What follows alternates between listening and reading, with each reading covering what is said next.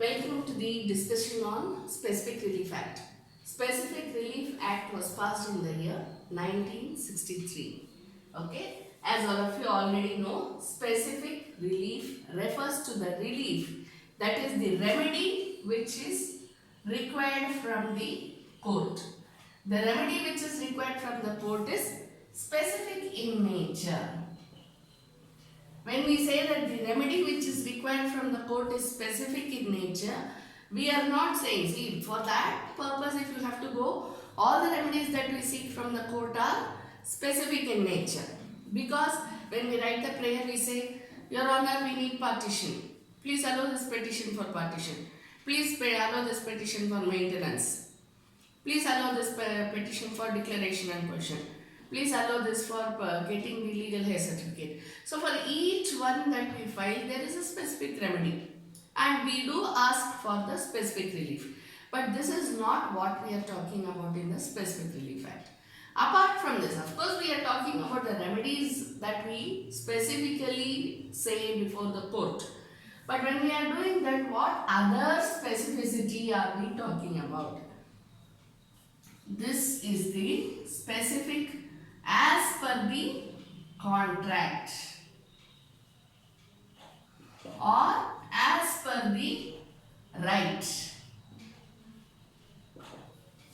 So when we say this, specific means as per the contract or as per the right. See, when we know it, when we are doing the CPC anyway, we will be doing it. Anyone who has a right title or interest has the right to sue. Against whom? Anyone who owes the liability. Okay? So when we are talking about the specific, the remedy is also specific. What is the other meaning for this specific? It means specific as per the contract or as per the right of the party. Clear? That's why when we are asking for the remedy, specific remedy, we have to look at whether the person has the right to ask for the remedy. Either upon personal right or upon the basis of some contract or any existing liability, anything like that. Okay? Now we will go to the, what are the chief topics under the Specific Relief Act? Specific Relief Act talks about the compensation on the one part. On the other part, it talks about specific performance. When we say compensation, what do you mean by compensation? Compensation refers to the damages. It may be a single relief or it may be given along with the order of specific performance. Either it may be a single relief or it may be along with the order for specific performance. Next we go to specific performance in itself. Specific performance, again as we already told, as per the contract or as per the right. What can we ask for under specific performance? Anything. Partition, as I already told you, partition, declaration, possession, all these come under Specific Relief Act. So when we are talking about this thing, we are talking about the possession part of it.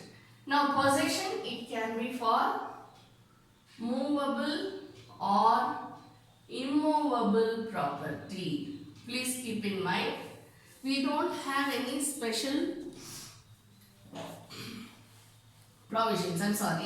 We don't have any special provisions for the possessions. Possessions for movable or immovable property is dealt with in Specific Relief Act. If not for possession, then it should be specific performance of the contract. Yesterday we were dealing with all those.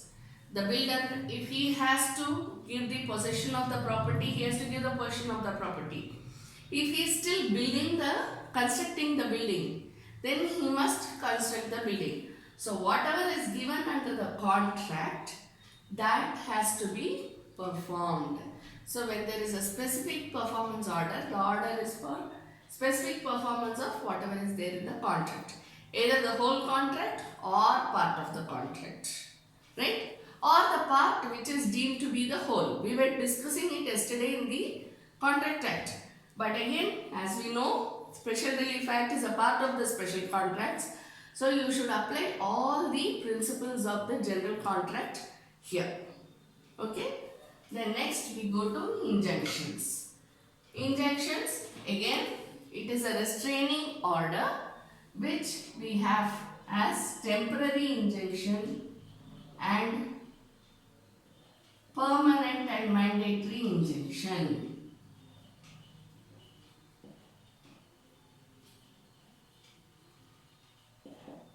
Okay. Then next we go to declaration. Declaration again of what? Declaration of right. Cancellation of instrument. The other remedy which we can ask under the specific relief act is cancellation of instruments. See, once the loan is given back, okay, once the loan is repaid, probably the checks are still there with the bank which I have given as a post-dated checks. Okay, so the bank can use those checks against me saying that these checks have not been honored.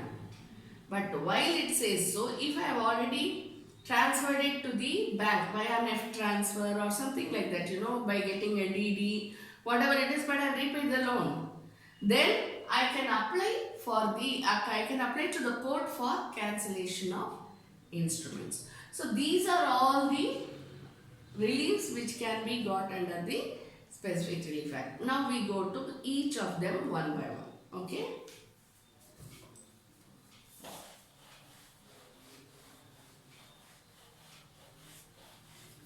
First we will deal with the compensation.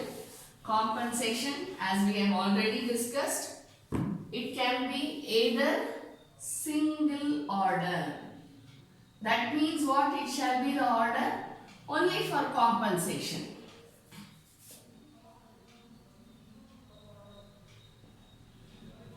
When can there be an order only for compensation? See, it is going to be, if it is going to be only a compensation, then what type of case will we be filing? We will be filing the recovery case. Right? Suit for damages. This is what it is called.